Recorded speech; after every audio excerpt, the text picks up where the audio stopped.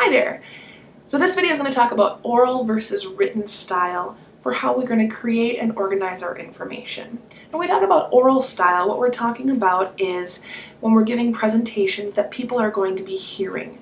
So the oral style is things that we'll be saying and people will be hearing. Written style then has to do with when we're actually writing something out, like a formal report, a 5-paragraph essay, that type of thing, and our audience is going to be reading it. In this class, we're going to focus on the oral style of how we can present and organize our information and what we need to think about when we're doing that, because that's what public speaking is about.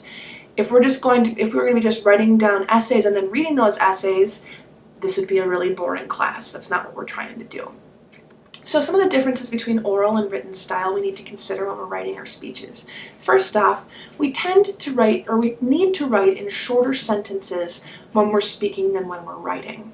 When we're trying to tell someone something and they're trying to hear us and understand and remember it, we need to make sure that we're saying things in shorter sentences, or at least in shorter phrases. That's because we can't hear and understand long, complex sentences. When we're reading, we can go back through and reread a sentence to try and make it make sense. But when we're hearing someone, we can't just press the rewind button and have them say something again. So that's one of the things we need to think about, is writing our sentences in a shorter way and getting ourselves into the habit of writing our sentences in shorter sentences and phrases. Second, when we're writing when we're using more of an oral style to prepare something, we're going to be using contractions and slang and colloquialisms. So what does that mean? Contractions are going to be things like don't or can't or wouldn't, things like that. In formal writing style, you wouldn't say you wouldn't do this. You would say you would not go to the store. Right? That's more formal, and that's what we're supposed to be doing when we're giving more formal reports and that type of thing. With an oral style, we want to say won't, can't, that type of thing.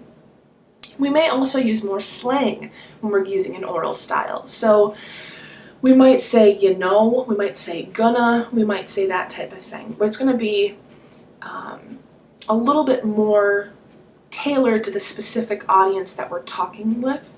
So if you're talking with a group of people that you work with and you've got some specific words that you work with at that job, you may use some of those slang terms for something as opposed to the more formal versions of it that you might use if you were writing. And colloquialisms are just going to be sayings or phrases that people will understand. For instance, in my family, one of the colloquialisms that apparently is just something my family says is often the pucker brush. And if I was giving an oral type of presentation, I could say, oh, before I get too far off in the pucker brush, I need to make sure I bring it back in. But if I was writing, I obviously wouldn't use that colloquialism because it's definitely not as formal. Third, when we're using oral style, we want to make sure we're using personal pronouns. So in our thesis statements, for instance, we'd want to say today, my goal is to inform you. All right? We're not going to do that third person thing. Today the goal is to inform the audience about this author's view of what. No, we don't want to do that. None of this author stuff, none of this one might consider blah, blah, blah. No, I think this, my goal today is to do this, etc., etc. Use those personal pronouns. And then the fourth thing you want to think about, and this is why we have so much of this throughout the introduction, the body, and the conclusion, is repetition. When you're using oral style, you need to make sure that you're using more repetition than you would be if you were using personal, or if you were using a written style, rather. If you're using written style, your audience can, again, go back through and reread something to understand, oh yeah, how did that connect to this? Why does this work? That type of thing.